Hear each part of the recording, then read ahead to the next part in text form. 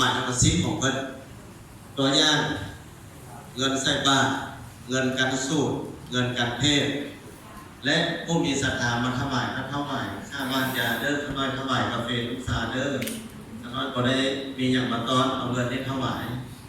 อยากซื้อบัตรโทรศัพท์ก็ซื้อกาแฟน้ำสารไปหาหมอมันสะดวกดีนะกันสูตรกันเทศที่พ่อถวายนี้แม่นทรัพย์สมบัติส่วนตัวของท่านคุ้มครองเองนำใช้เองในทางที่ชอบทำและถูกต้องตามธรรมวินัยวันนี้ทรัพย์สมบัติใดที่ญาติโยมถวายให้เป็นของสงฆ์นี่ตัวนี้มีปัญหาก่อนนี้ญาติโยมในถวายให้เป็นของสงฆ์พระสงฆ์วัดนั้นซอยกันคุ้มครองและพร้อมกันนำใช้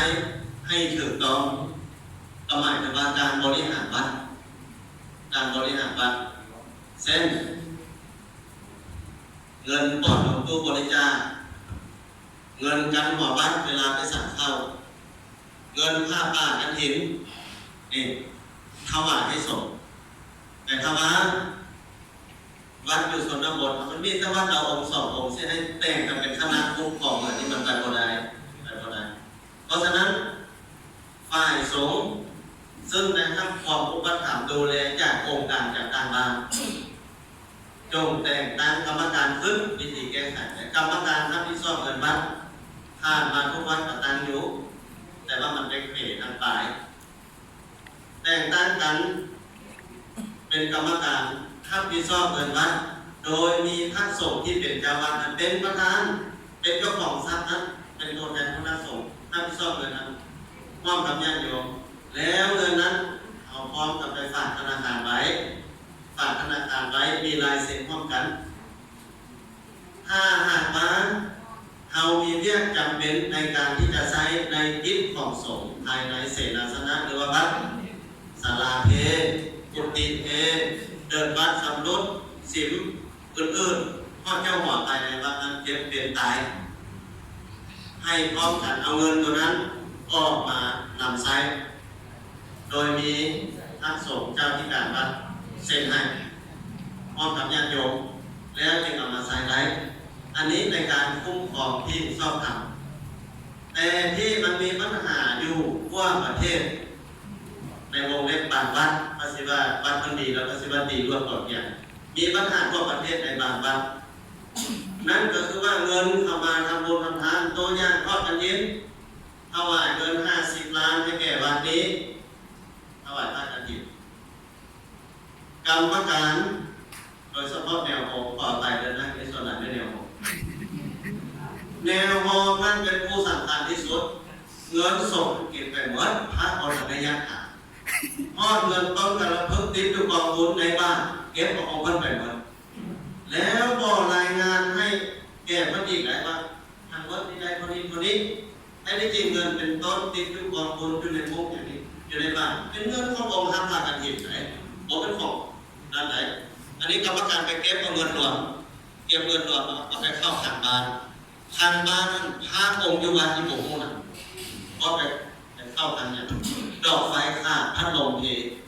อยากได้เงินมาบูรณะซ่อมแซมเขียนหนังสือมาให้ข้างล่างเปิดกับเพื่อนอยู่ทางบ้านแล้วเงินทั้งหมดไม่เป็นคลังของบ้านทำไหนเป็นคลังบ้านมีแค่มายามบ้านไปซื้อแบซื้อหัวซื้อเบียร์กับเงินพวกนั้นเป็นเงินพวกนั้นเอาเงินส่งไปใช้เป็นพิธีไหนเปลี่ยนอย่างเป็นการมีสารบ้าเลยนอกจากนั้นเงินจำนวนนี้ก็ตกไปไว้ธนาคารก็จะมายกอะไรให้ผู้ทุศีทุสาไปไว้ผู้ใดซื้อสีซื้อสาออกไปก็จะมายกเขาอยากซื้อให้ผู้ศีทุสาไปไว้ลูกพ่อเอาเงินไม่หยิบมาเงินบ้านของเจ้ามันเอาไม้เอาก้อนของเอาก้อนหันก้อนนึงอีก10 ทุสาเพื่อเอามาคืนดอกมันจะให้แล้วลูกมันยืมเงินพวกมีดอกเบี้ยยืมไปแล้วเดือนนึงก็บอกให้ปีนึงก็บอกให้2 ปีก็บอกให้ทางวัดต้องการมีเบี้ยบ้านก็มีเบี้ยเป็นความเอาเงินนำเพิ่นโอ้ยยอมแล้วส่งคืนโบราณแต่ลูกกันไปไม่ใช่จังไรค่ากระต่ายขาดกระไดเงินน้ำเมาแท้ๆเอาพวกมีให้เดี๋ยวนี้ ความ2 ปี 3 ปีแล้วก็หมดวาระจบมีปัญหาแบบนี้หน่อยวันนี้ว่ามาถึงครูบาองค์ท่าพากันทิพย์ได้บ้างเดินไปบ้านเอากลับไปแล้วติดอยู่เตียงเอากลับไปแล้วต้นกระพึ่งเอากลับไปแล้วเดือดข้าโคโลท่ากันทิพย์นี่ธรรมดาที่ไหนของสงฆ์มันทำแล้วก็ไปสู้ในสิ่งที่ไหนกับการท่ากันทิพย์และฟองท่ากันทิพย์ไปหมดเพิ่มเพียงเดือน4ตลอดระยะ4 เดือนครูอยู่บ้านได้จากไหนเฝ้าสมมาต้องพ่อแม่ครูอาจารย์จับท่ากันทิพย์เดี่ยวใส่กระโปรงนี้อย่างขวดกันทิพย์ปึ้งอุปการแม่มาเราพากันทิพย์ให้สารวัตรมันกัดสั่งอะไรอันนี้มีมาเรื่องอะไรนี่ไหนมีมาแล้วยกตัวอย่างเพราะฉะนั้นทรัพย์สมบัติใดที่เข้าบ่ายเป็นของสมในวัดนั้นขอเพิ่มทางนายบ้านแนวโฮมสถาบันไม่ยิงกับผู้ทรงคุณวุฒิช่วยดูแลกับครูบาอาจารย์ให้เอาฝากธนาคารไว้มีลายเซ็นร่วมกันจัดแจงยามวัดมีการจำเป็นใดๆให้พร้อมกันเอาเงินนั้นมาใช้จ่ายและมีบทสรุปรายรับรายจ่ายชัดเจนได้มาอีกเอาเข้าไปอีกในการบริหารค่าน้ำค่าไฟประจำวันนี้โปรแกรมพอเอากระลงกันแล้วก็ถอดออกมาใช้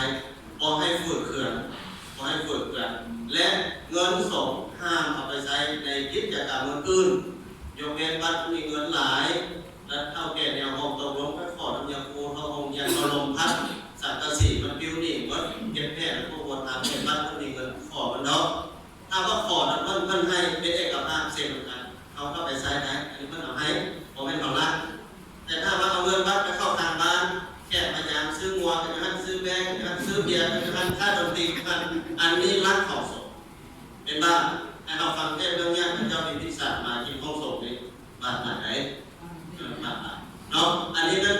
สร้างสมบัติเป็นส่วนรวมให้ญาติโยมและซอยเพิ่มคุ้มครองดูแลให้ดีและประนามใช้ให้ถูกต้องอันนี้อาตมาขอตอบ2 ข้อนี้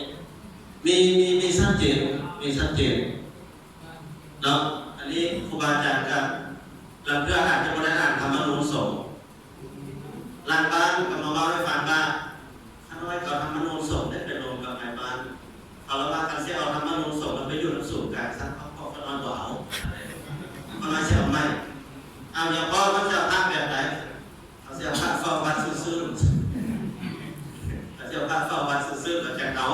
มีแนวคิดพัฒนาเขาก็เอากันน้อยกว่าแสดง